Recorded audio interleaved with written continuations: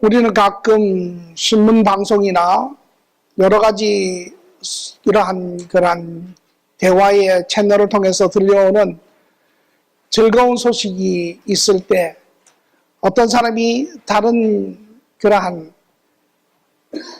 세상으로부터 어떠한 특권을 누리지 못하고 세상으로부터 도외시당하고 세상으로부터 잊혀진 그런 사람들이 그 삶을 돕는 사람으로 인하여 그들의 삶이 세워지고 그들의 삶이 유쾌하여진 이런 이야기를 들으면 우리는 감동을 받습니다. 아, 참 선한 삶을 사는 사람이 있구나.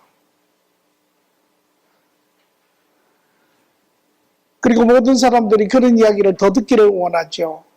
우리가 듣는 뉴스나 신문지상의 이야기들은 대부분 삶의 참 가슴 아픈 이야기들, 우리로 하여금 오히려 우리의 심령을 답답하게 하는 그러한 소식들이 많지만 그러나 들려오는 그런 소식들은 우리를 기쁘게 하고 우리를 웃게 하고 우리의 마음에 감동이 있는 그러한 시간들을 주지요. 그런 이야기가 있을 때마다 저는 개인적으로 또 다른 한 면을 바라봅니다. 왜 이런 이야기가 사람들에게 감동을 줄까? 그것은 우리가 살고 있는 세상에는 그렇게 자비로운 삶을, 긍휼한 삶을 사는 사람들이 많지 않다라고 하는 사실이죠. 우리가 살고 있는 이 세상에 선한 일보다는 선하지 못한 그러한 일들이 많고 남에게 긍휼을 베푸는 그러한 사람보다는 그렇지 못한 사람들이 더 많고 그래서 우리는 그런 사람들을 보면 참으로 마음에 혹은 대리만족도 갖는 그러한 모습을 봅니다. 왜? 우리가 또한 그런 삶을 바로 살고 있지 못하기 때문에. 만약에 세상에 그런 사람들이 수가 는다면, 그런 사람들이 좀 더 많다면, 그런 사람들이 더 많이 드러난다면 아마 세상은 많이 변할 것입니다. 그러나 오늘 세상이 변하지 않는 이유 중에 하나도 그런 사람의 수가 적기 때문이 아닌가 그렇게 생각을 합니다. 자비의 열매, 오늘 선한 그러한 삶의 열매들을 하나님께서는 무엇이라고 이야기하시는지 우리는 같이 듣고자 합니다. 갈라디아서 5장 22절에 23절의 말씀을 같이 보시오.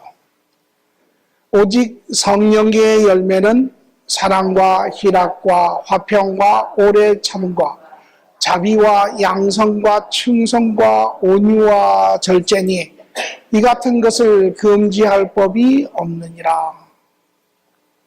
하나님의 말씀입니다.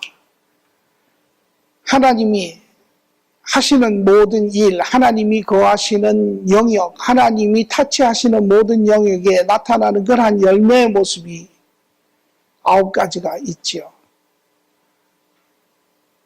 그것이 그분의 손길에서 나타나는 것은 그것이 그분의 성품이기 때문에 그렇습니다. 오늘 다시 말해서 이제 이러한 하나님이 우리와 함께 하실 때 우리에게도 이러한 성품들이 드러나는 것이죠.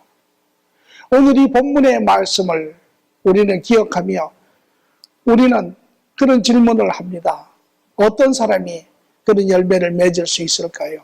우리도 그런 열매를 맺을 수 있을까요?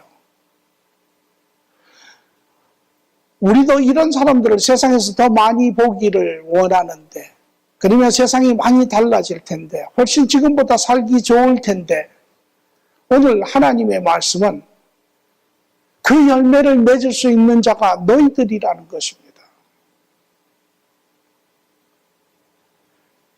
세상에서는 이러한 바른 열매를 맺지 못하지요. 그것이 세상이 그런 사람들이 많이 보이지 않는 이유이기도 합니다. 그러나 오늘 그리스도 안에 하나님의 자녀된 우리가 알아야 할 것은 우리가 하나님 밖에 세상 안에 우리의 사고의 틀 안에 세상과 함께 살 때는 우리도 이런 열매를 맺을 수 없었습니다. 맺고 싶어도 맺지 못했습니다. 그러나 이제 그리스도로 말미암아 하나님의 자녀된 자들은 이 열매를 맺을 수 있는 자들입니다. 오늘 세상에서 우리는 누가 그 열매를 맺을까가 아니라 오늘 우리가 바로 그 열매를 맺어야 하는 사람들입니다. 자비의 열매, 어떤 열매일까요? 우리는 이 의미의 뜻을 예수님의 삶에서 한번 찾아볼 수가 있습니다.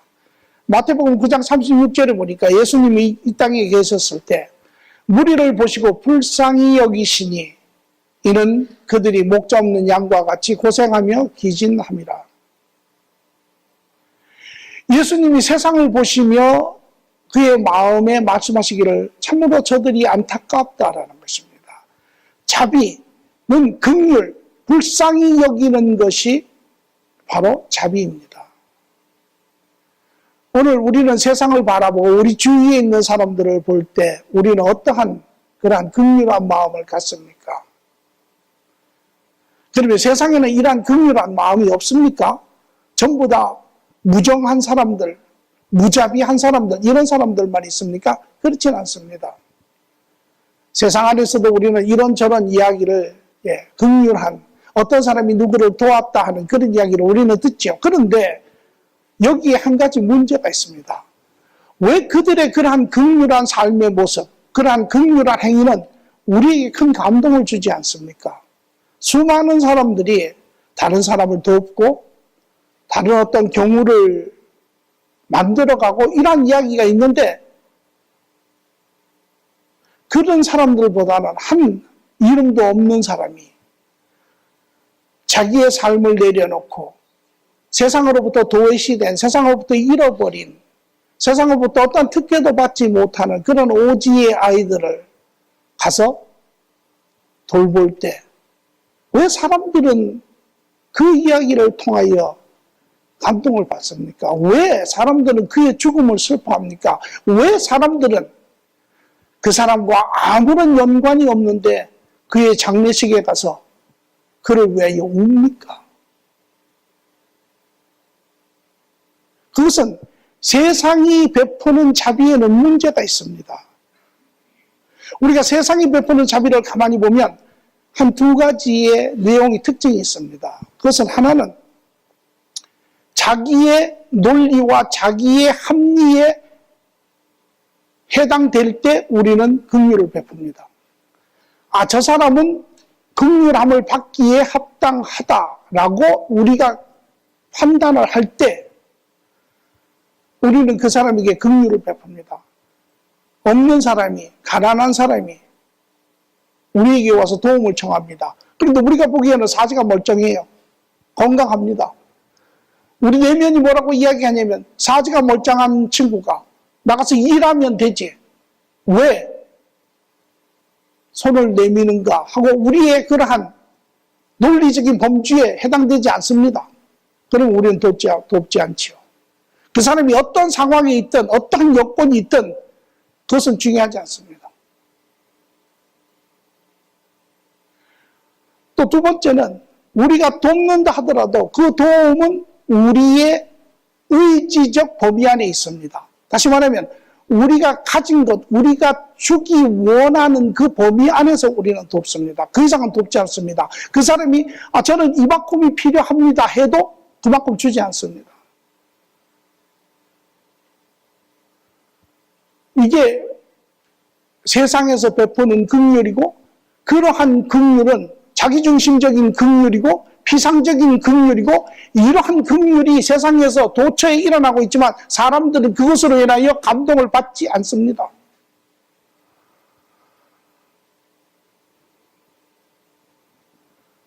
그러면 하나님이 우리에게 이야기하시는 긍휼함은 무엇입니까? 그것은 우리가 세상에서 하는 그러한 우리의 피상적이지만 의지적인 긍휼과 모습이 다릅니다. 오늘 이 본문의 말씀도 가만히 보면 무리를 보시고 불쌍히 여기시니 그 무리가 누굽니까? 그 무리가 예수님을 배척한 자들입니다. 그 무리가 누굽니까? 예수님을 핍박하며 결국 십자가에 박은 자들입니다. 그 무리가 누굽니까? 전혀 죄를 지으며 그것이 죄인지 모르고 사는 그러한 무리입니다. 가치 없는 무리입니다. 우리의 논리로 따지면 절대 해당될 수 없는 사람들입니다. 그런데 그러한 무리를 보시고 주님께서는 말씀하시기에 그를 불쌍히 여기셨다. 환경이나 여건이나 어떠한 조건이나 이런 것을 넘어선 온전한 그러한 긍휼입니다. 여러분 가운데 이렇게 이야기했습니다. 그런 긍휼은 우리에게는 없습니다. 그건 인간적인 긍휼이 아닙니다. 맞습니다. 그것은 하나님적인 긍휼입니다. 이것은 하나님의 속성입니다. 그런데 하나님은 우리가 이제는 그 긍휼의 열매를 맺을 수 있다는 것입니다. 그러한 긍휼한 삶을 살 수 있다라고 이야기를 하세요. 왜? 예수님 때문에. 이 긍휼은 우리가 전혀 생소한, 우리가 알지도 못하는 그러한 긍휼이 아닙니다. 우리 모두가 경험해본 그러한 긍휼입니다. 우리가 세상 가운데 살 때, 소망 없이 살 때, 죄의 종로로 타며 살 때, 낙심하며 살 때, 우리가 예수님 앞에 나와 스스로를 세상도 우리를 향해 쓸모없는 놈이라고, 가치 없는 자라고, 세상의 실패자라고, 낙오자라고, 그런 우리를 주님은 말하기를 아니라고. 너는 내 자녀라고, 내 것이라고, 소중한 자라고. 우리는 그 하나님을 통하여 하나님의 말할 수 없는 그 긍휼함을, 자비함을 우리는 경험한 자입니다. 여러분 경험해 보셨습니까? 예. 그것이 오늘의 우리입니다. 이제 주님께서는 너희가 그러한 삶을 살 수 있다고. 왜? 디도서 3장 4절에 보니 우리 주 하나님의 자비와 사랑하심이 나타날 때에 우리 주님은 자비의 하나님이세요. 긍휼의 하나님이세요. 그분이 이제 우리와 함께 하실 때 그분의 그 긍휼함이 우리 심장 가운데 부어질 때 우리는 이 자비한 삶을 살 수 있습니다. 오늘 우리는 어떤 삶을 삽니까? 이러한 하나님적 자비한 삶을 삽니까? 아니면 여전히 세상이 살아가는 그러한 세상적인 자비함을 가지고 삽니까? 어떤 열매를 맺으면서 삽니까? 아니면 여러분 가운데 우리는 여전히 그런 자비함을, 자비한 삶을 살 수 없다고 단정짓고 그렇게 사십니까? 아니면 오늘 우리 모두는 확실히 인지해야 될 것은 우리는 이제 하나님 때문에 하나님과 함께 그 하나님적인 그러한 자비한 긍휼한 삶을 살 수 있는 자들입니다. 그들이 오늘 그러한 사람들이 성도들이 이 땅에 그 자비함을 긍휼함을 드러내야 하는 자들입니다. 다른 사람은 할 수 없습니다.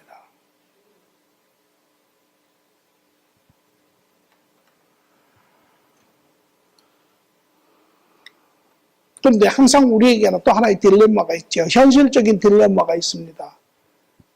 왜?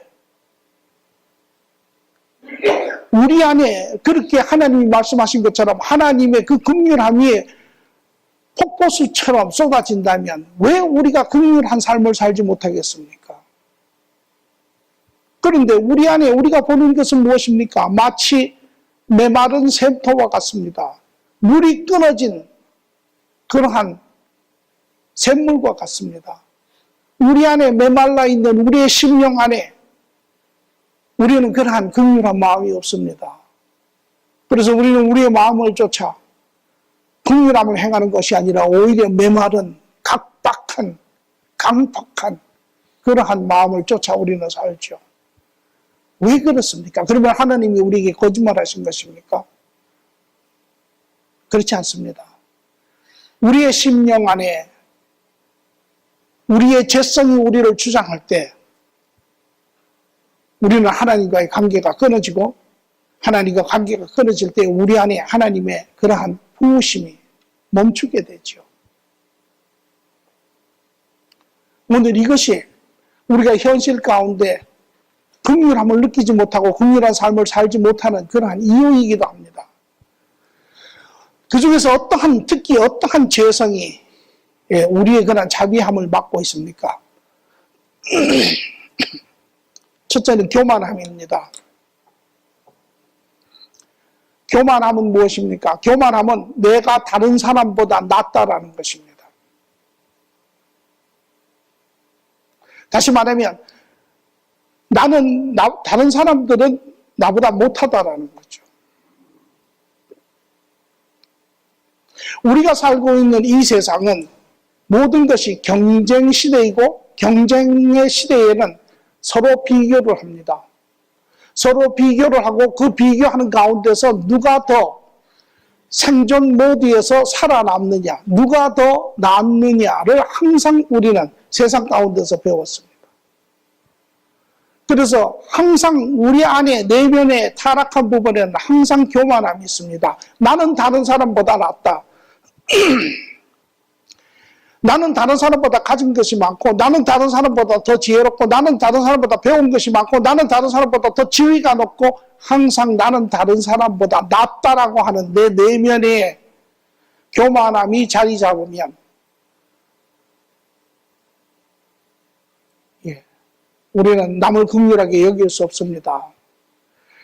그 교만함이 내 마음을 사로잡으면 나의 나음이 모든 사람의 기준점이 됩니다. 그리고 그 기준점에 도달하지 못한 사람은 별로 쓸모가 없는 사람이죠. 그리고 우리의 그러한 기대감은 그것을 항상 요구합니다.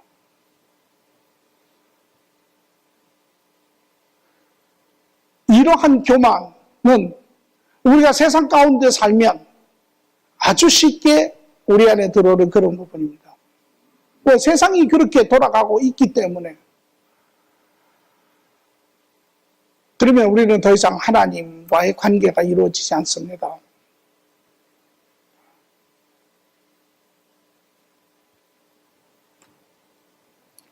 그래서 잠언서 18장 12절에는 사람의 마음의 교만은 멸망의 선봉이요 겸손은 존귀의 길잡이니라. 우리는 항상 우리의 마음을 너희가 무릇 지킬 것은 마음이라. 왜? 생명이 그곳에서 나오기 때문에 우리의 마음을 항상 잘 지켜야 합니다. 그 지키는 바른 방법이 바로 수시로 하나님과 교제하는 것입니다.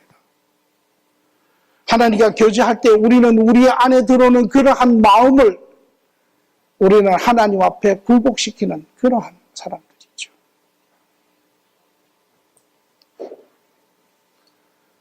둘째는 자기 의로움입니다.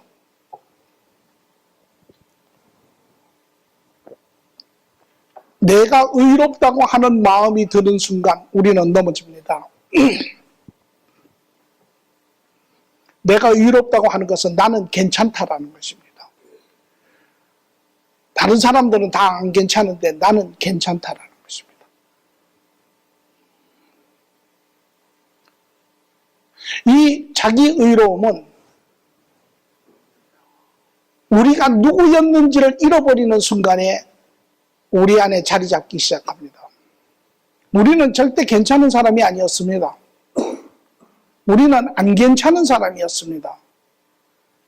그런데 우리가 괜찮은 사람이 된 것은 예수님 때문에 괜찮은 사람이 되었죠. 우리 안에 그러한 고통과 후회와 낙심과 실망의 이런 모든 부분들에서 자유함을 얻은 것은 예수님 때문에. 그리고 지금도 우리가 그러한 나의 연약함과 나의 나쁜 행동과 나의 그러한 나쁜 습성 이 모든 것을 우리가 이겨 사는 것도 하나님의 은혜 가운데, 도우심 가운데 우리가 그렇게 사는 자입니다. 우리는 절대 괜찮은 사람이 아닙니다.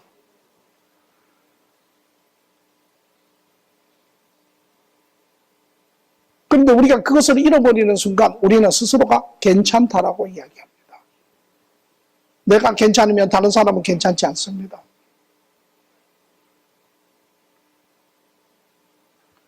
우리가 잘 아는 탕자 이야기를 보면 둘째 아들이 아버지의 재산을 가지고 호락망탕하게 쓰고 고생 끝에 후회하고 집으로 돌아옵니다. 집에 돌아오니까 큰아들이 아버지에게 역정을 냅니다. 아버지에게 말하기를, 왜 둘째 아들이 아버지 말을 거역하며 그렇게 호락망탕하게 쓰고 돌아왔는데 왜 나는 아버지 말에 순종하며 아버지와 그렇게 아버지 일을 했는데 왜 나에게는 잔치를 열어주지 아니하고 저 아들을 위해서 저렇게 잔치를 여옵니까? 아버지가 말하기를, 너는 항상 나와 있으면 모든 것이 내게 아니냐.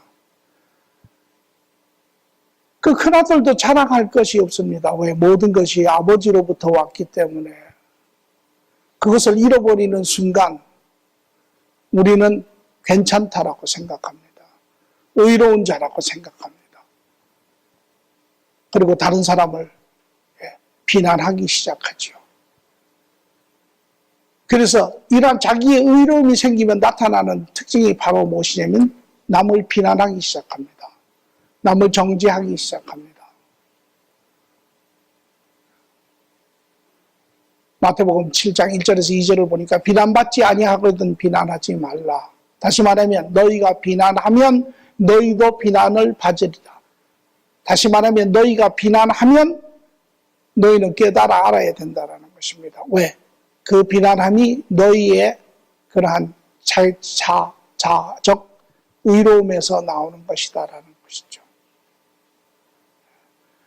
너희가 비난하는 그 비난으로 너희가 비난을 받을 것이요 너희가 헤아리는 그 헤아림으로 너희가 헤아림을 받을 것이니라.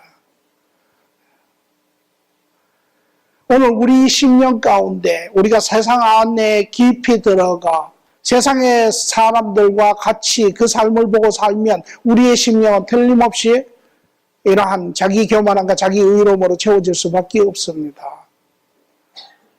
그러면 자기도 모르는 사이에 자기의 자아가 이 두 가지 죄성 뒤에는 무엇이 있냐면 자기 자아가 있습니다. 자기의 육신적인 자아가 언제든지 그 하나님의 자리를 잡아채려고 시시탐탐 노리고 있죠. 그리고 세상을 덫하는 순간 그것은 우리의 심령을 사로잡습니다.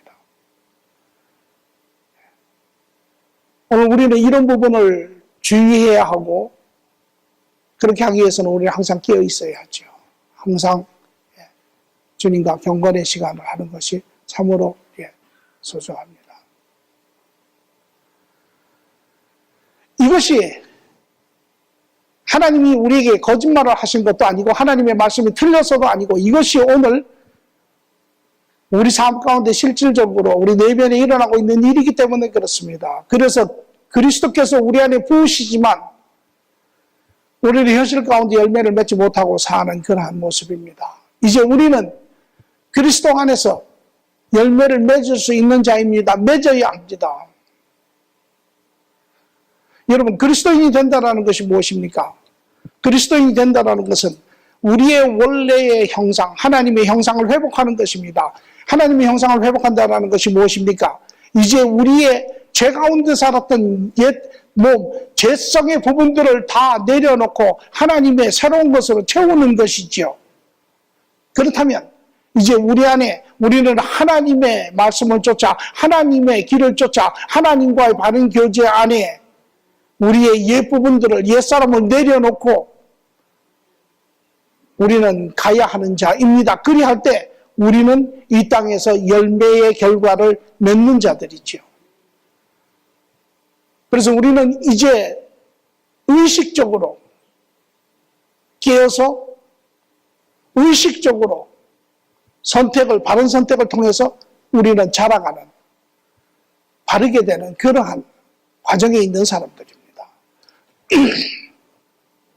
그래서 로마서 6장 12절 13절의 말씀을 봐도 너희는 죄가 너희 죽을 몸을 지배하지 못하게 하여 몸의 사욕에 순종하지 말고 또한 너희 지체를 불의의 무기로 죄에 내어주지 말고 오직 너희 자신을 죽은 자 가운데서 다시 살아난 자 같이 하나님께 드리며 너희 지체를 의의 무기로 하나님께 드리라. 이것이 마땅하다라는 것입니다. 이것이 우리가 온전한 그리스도인으로 이루어져 가는 것입니다. 이제 우리는 이러한 삶을 살 수 있는 자들입니다. 여기에 여러분들이 우리가 자비의 그런 긍휼한 열매를 삶 가운데 이루어가기 위해서 우리가 기억해야 될 세 가지 부분을 우리가 말씀을 드립니다. 첫째, 주님의 다스림 안에 우리는 상황을 보아야 합니다. 우리는 주님의 통치 안에서 보아야 합니다. 주님의 선한 계획 안에서 우리의 모든 삶의 부분들을 보아야 합니다. 제가 개인적으로 아주 참 은혜가 되는 그런 성경의 부분 중에 하나는 바로 다윗의 이야기입니다. 다윗 왕이 이스라엘의 왕 사울 왕의 이제 사위가 되었죠. 그리고 또 군대 대장이 되었습니다. 그리고 이스라엘을 위하여 참으로 용맹스럽게 싸운 자입니다. 그러나 사울이 자기 장인이 이 다윗을 질투하여서 13년 동안 이 다윗을 죽이려고 쫓아다닙니다. 그러던 와중에 하루는 다윗이 동굴에 숨었는데 사울이 용변을 보러 그 동굴 안에 들어옵니다. 그때 다윗의 추종자들이 말하기를 주여 저를 죽이십시오. 하나님이 주신 절호의 기회입니다. 그런데 다윗이 사울을 죽이지 않습니다. 인간적으로 이야기하면 죽여야 할 수많은 그런 이유가 있지만 죽이지 않습니다. 그 대신 옷자락을 조금 자른 후에 사울이 이제 용변을 마치고 나아갑니다. 사울이 멀리 갔을 때 다윗이 그 동굴에서 나와서 사울을 부릅니다. 어찌하여 나를 죽이려 하시나이까? 왜 다윗이 사울을 죽이지 않았습니까? 그것은 하나님의 관점에서 보기 때문에 그렇습니다. 사울은 다윗을 죽이려고 수없는 짓을 했습니다.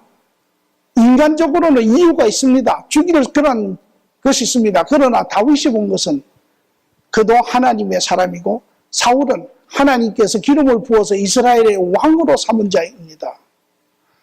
그러므로 다윗은 그에게 그 고난이 없다라는 것이죠. 오늘 우리도 마찬가지입니다. 우리 주위의 모든 사람, 그 사람이 누군지 간에 어떠한 사람이든지 간에 우리에게는 그 사람을 판단할 자격이 없습니다. 왜? 하나님의 지음받은 자녀이고 여전히 하나님께서 사랑하고 계시고 여전히 예수 그리스도의 죽음이 그를 위하여 유효하기 때문에 그렇습니다.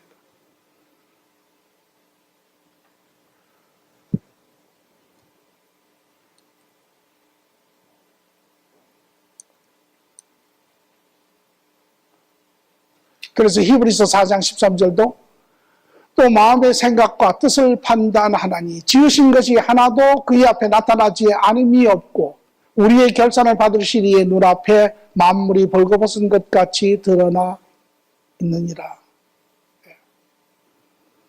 모든 것을 주님 안에서 주님의 계획 안에서 보시기 바랍니다. 둘째는 우리 모두가 죄인이었음을 기억해야 합니다.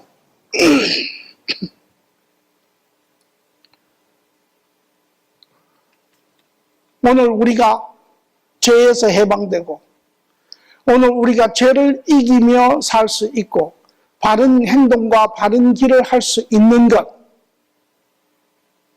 그것은 여러분과 저의 선한 행위가 아닙니다. 우리의 결실이 아닙니다. 그것은 전폭적으로 하나님의 은혜고 지금도 우리는 매일매일 그 은혜를 받아 사는 죄성을 가진 그러한 존재입니다. 그렇다면 우리는 다른 사람들을 그 안에서 보아야 합니다. 우리 모두가 다 죄의 피해자들입니다. 그 사람이 어떤 행동을 하든 어떠한 부족한 부분을 하든 그것이 죄의 결과일 뿐이죠. 여러분 또 하나 기억해야 될 것은 어떤 사람이 바르지 못한 행위든 또 인간적인 어떤 기준점에서 용서받을 수 없는 그러한 행위든 그것이 무엇이든 간에 그 일을 한 후에 가장 고통받는 사람은 그 자신입니다.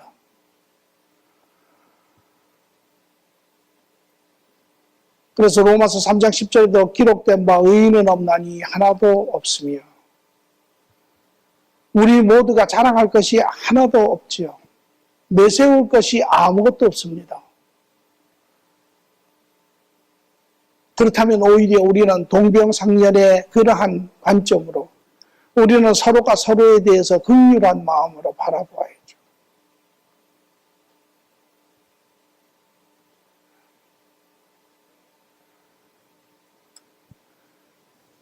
그래서 우리는 기억해야 합니다. 우리 모두가 죄의 피해자라고. 단지 저 사람과 나의 차이는 그리스도 안에, 구원 안에 있는 삶의 차이점이죠.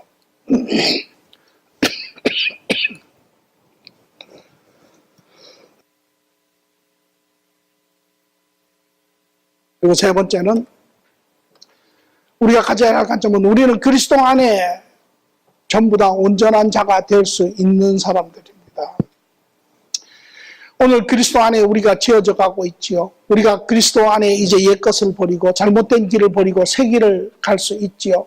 여전히 내 안에 있는 죄성이 나를 주장하지만 우리는 그것을 뒷전으로 하고 뒤돌아보지 아니하고 우리는 바른 길을 갈 수 있는 그런 하나님의 은혜 안에 있는 사람들이죠. 그렇다면 그들 또한 그리스도 안에 그 삶의 바른 길들을 갈 수 있는 자들입니다. 우리는 그 소망을 가져야 합니다. 그것이 예수 그리스도께서 이 땅에 오셔서 죽으신 이유이지요. 그의 죽음은 여러분과 저만의 죽음이 아니라 모든 사람을 위한 죽음입니다. 그 죽음이 여전히 유효합니다. 그렇다면 그들도 그리스도를 만나고 그 안에 삶의 바른 길을 발견하고 하나님과 더불어 바른 길을 갈 수 있는 자들입니다. 그래서 히브리서 12장 2절에는 믿음의 주요 또 온전케 하시는 이인 예수를 바라보자라고 이야기를 하죠.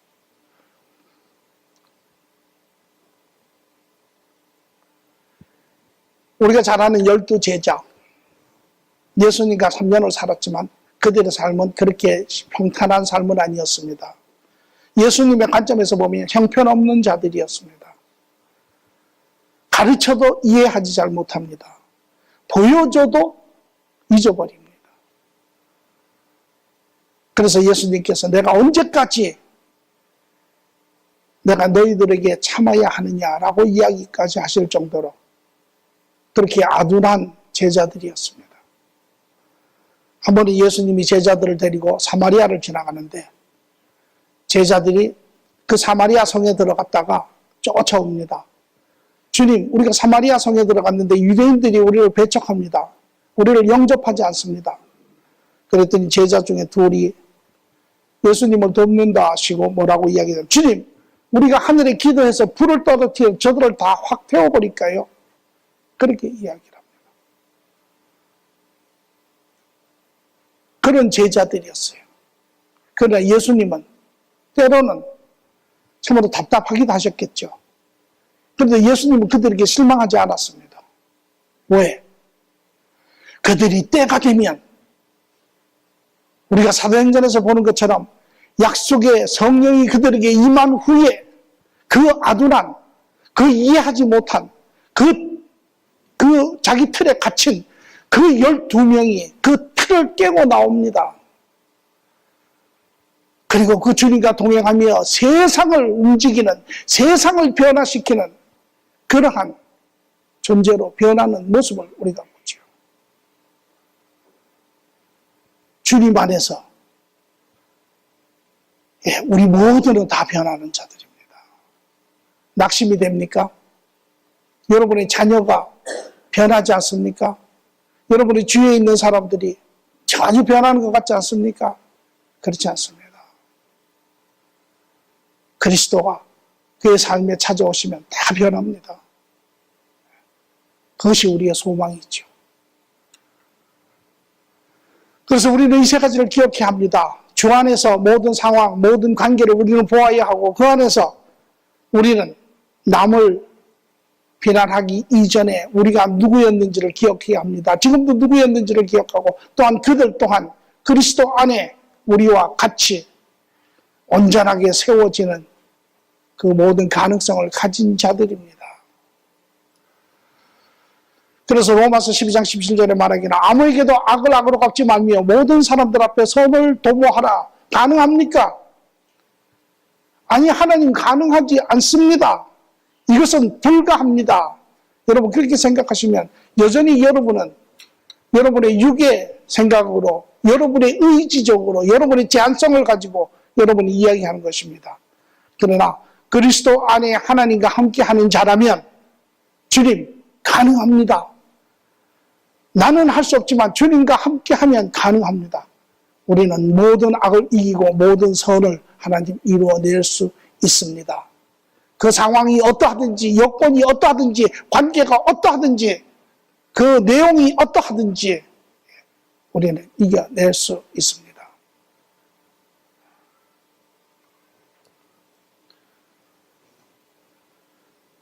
그러므로 주님께서 우리에게 말씀하신 것은 이제 너희는 하나님의 자녀된 성도인 너희는 그리스도 안에 하나님의 자비의 성품을 가진 자로서 이 세상에 자비로운 삶을 만들어내는 자들이라는 것입니다. 이것이 세상의 소망입니다. 오늘 이제 우리는 옛 관점을 내려놓고 우리는 새 피조물인 것처럼 새 관점을 가지고 이 땅에 자비들을 만들어 가시기 바랍니다. 여러분이 가시는 모든 영역에서 무엇이 여러분 삶의 자비를 뺏고 있습니까? 오늘 우리가 제일 먼저 이제 우리의 시작이 이곳이라면 우리의 현 주소에서 우리는 보아야 합니다. 오늘 여러분 주위에 여러분이 긍휼히 여기지 못하는 사람이 누가 있습니까? 그것이 여러분의 주위에 있는 자이든 여러분의 직장에 있는 자이든 공동체에 있는 자이든 우리는 여기서부터 시작해야 합니다. 내 노력으로 되지 않습니다. 그러나 하나님 안에 우리는 이제 하나하나 이러한 긍휼함의 열매를 맺어가는 자입니다. 그 긍휼함으로 그들에게 가서 관계를 회복하시고 하나님 안에 긍휼함을 이루는 그러한 자녀의 모습이 드러나기를 바랍니다. 이것이 참 성도의 증거입니다. 한 청년이 집 앞에 편의점이 있는데 그 편의점 주인이 나이가 많이 된 할아버지인데 얼굴이 보면 항상 불편합니다. 이마에는 내천자가 그려져 있고 가면은 항상 불평하고 무뚝뚝하고 한 번도 웃는 법이 없고 그런데 이 친구가 하루는 자기 친구가 방문으로 와서 같이 그 편의점을 가게 됐습니다. 그 편의점에 가도 왔냐고 이야기도 안 하는 그 주인 할아버지. 오히려 손님을 보면 귀찮다는 듯한 그런 표정을 짓는 할아버지. 오히려 손님들에게 무례하리만큼 그렇게 불친절한 그 할아버지. 그런데 이 젊은 친구가 나오면서 뭐라고 이야기했냐면 할아버지 오늘 좋은 날 하십시오. 그래서 그 친구가 묻습니다. 아니 너는 너한테 그렇게 불친절하고 무례하고 그런 편의점을 왜 가며 왜 그 할아버지한테 그런 이야기를 하고 나오느냐라고 묻습니다. 그때 이 젊은 친구가 이렇게 이야기를 합니다. 내가 그 할아버지에게 그렇게 하지 아니하면 내가 할아버지를 닮아갈 것이고 내가 할아버지에게 그렇게 할 때 할아버지가 언젠가는 나를 닮아오지 않겠느냐. 여러분 한 주 이제 나아가셔서 하나님과 동행하시는 가운데 여러분 가정 안에 여러분 직장 안에 여러분 삶의 지역 안에 이제 바른 선택 가운데 여러분으로 인하여 많은 그러한 긍휼함이 드러나게 하시고 주위에 많은 사람들이 감동 가운데 그들의 삶이 변화되는 역사가 있어지기를 간절히 축원합니다. 좋으신 주님 감사합니다. 우리는 할 수 없습니다. 예전에도 할 수 없었고 지금도 할 수 없습니다. 내 의지로도 되지 않습니다. 내 방법으로 되지도 않습니다. 그러나 이제 하나님 안에서 됩니다. 주님을 쫓아갑니다. 주님이 부어주시는 그 자비로운 마음으로 우리를 채워주시고 우리가 가는 곳곳마다 참으로 주님의 그 자비 안에 흠뻑이 적쳐져서 참으로 기뻐하며 그 자비를 베푸는 그러한 하나님의 자녀에게 축복하여 주시옵소서. 감사하며 예수님의 이름으로 기도합니다.